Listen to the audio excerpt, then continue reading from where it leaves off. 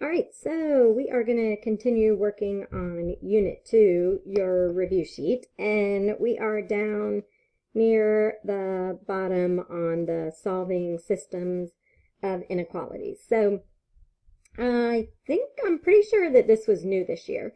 So what we're going to do on this, if I can get the camera to cooperate again, is, hold on a second, there we go. When we solve systems of inequalities, this is by graphing only. So that's the only option that we learned. And this is where we do the shading. So I have colored pencils that I'm going to use because the shading looks better, at least to me anyways. I think the shading looks better when you use color pencil than with marker. So what we're going to do is graph the line like we normally would, but then we need to decide if it's a dotted line or a solid line. Okay, and something happened. My underlines are not there. So I'll make sure that they are on yours when you guys get your copy. But it's greater than or equal and less than or equal is a solid line, and then if it's greater than or equal, we'll shade above, and then if it's less than or equal, we'll shade below. So I'll make sure that's fixed before I make your copies. Oh goodness. All right, so then what's going to happen is once we graph both lines on the coordinate plane, the solutions are going to be any points that appear in the overlapping shaded areas. So as long as it's shaded in both colors, it's a solution. It's also a solution if it lands on a solid line. And we've kind of talked about that, where if it's greater than and equal to, that means it could be that or above, or that or below. So when we're doing the inequalities on the coordinate plane, the same thing's going to happen with the solid lines or the dotted lines. All right, so first up, I'm going to do orange first. So I'm going to do this one in orange, and I don't need to fix any of the, here, scoot this over some, sorry. I don't need to rearrange the equations, so they're ready to graph. So on this one, we'll start at -2, which is right there. And then the slope is 1, which means up 1, right 1, up 1, right 1, or we could go down, left, down, left. And then this one is going to be a dotted line, and then we're going to shade above. So I'm going to make a dotted line here. So there's our dotted line, and then I'm going to shade above. So when I'm looking at this, if this is the boundary right here, above the boundary is going to be this. But if you're not really sure, you want the y's that are bigger than the line, or the y's that are above the line. So here's the y-axis. So if this is the line right here, the y's that are above that or larger than that are going to be in this part. So this gets shaded, and any point in this shaded area is a solution to this first equation. Now, we would not consider points on the line a solution because the line's dotted. All right, so now we're going to go to the second equation, and I'm going to do this one in blue. So this one, so let's think about this. If I needed it to be y equals mx plus b, it must be 0x plus b. So what that tells me is that my slope is 0. If my slope is 0, it's a horizontal line. So this is going to be a horizontal line going through +3, which is, if I can count, 1, 2, 3, right here. All right, it's going to be a dotted line again. So I'm going to make a dotted line. And then it's less than, so that means I need to shade below. So all of these points are y's that are smaller or less than 3. So these are all y's that are less than 3. All right, so now if I want to find a solution to this system, that means I'm looking for points that are in this area right here, and I'm going to try and shade that just a little bit darker so it stands out. These are the points that are true for both equations. So we're not talking about the points that are on either line. They are the points that are in this overlapping region right here.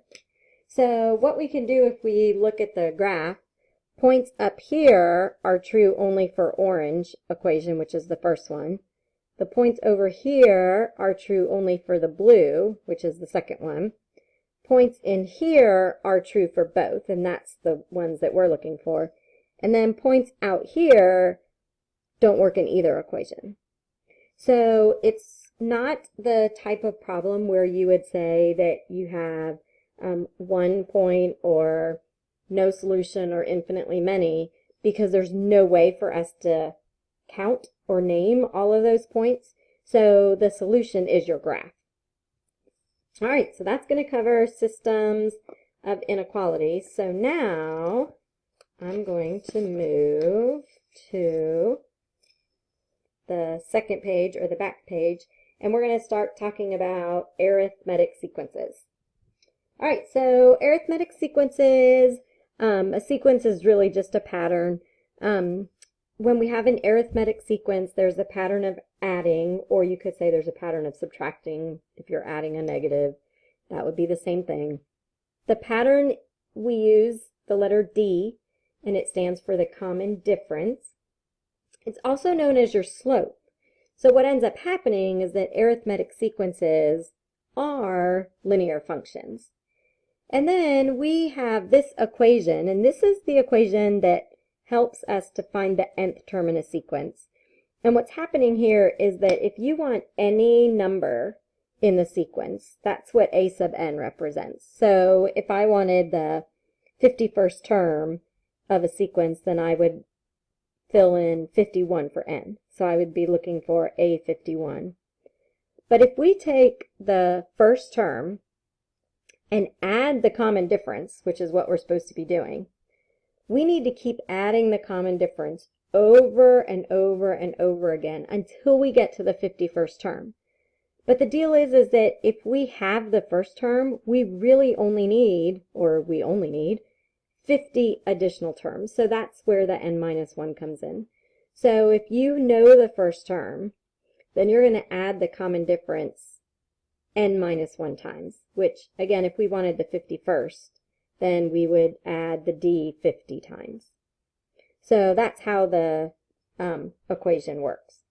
All right, so first problem, number 9. Find A40 of the sequence.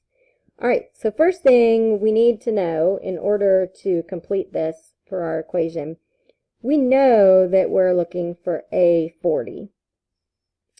All right, we need to know the first term, which we do. The first term is 3. Then we need to know what the D is. And again, the D is the common difference, which is the pattern. And it looks like we're adding 40 over and over and over again. Sorry, adding 4 over and over again. And then in parentheses, since we know the first term, then all we need is 39 more, which is what 40 minus 1 would be. All right, so now to evaluate, we have 3 plus, this should be 156. And then 156 plus 3 would be 159. So the 40th term in this sequence is 159. All right, the next one is a word problem. A theater has 20 seats in the first row, 22 in the second, 24, and so on. So it looks like it's starting with 20 and then going 22 and then 24 and so on. So the question is, how many seats are in the 13th row? So that tells me that we're looking for A13. So if we want to find how many seats are in the 13th row, we're going to take the first row, which has 20, and we're going to add 2 seats for every row. But if we know the first row and we want the 13th, then we need 12 more rows. So if we simplify this, this would be 20 plus 24, which tells us that the 13th row has 44 seats. All right. Hope you guys follow that all right. Okay, I'm going to pause this, or actually stop this video just for time. So I'm going to pause this one, and then we'll pick back up with the final video that will cover the rest of the review sheet.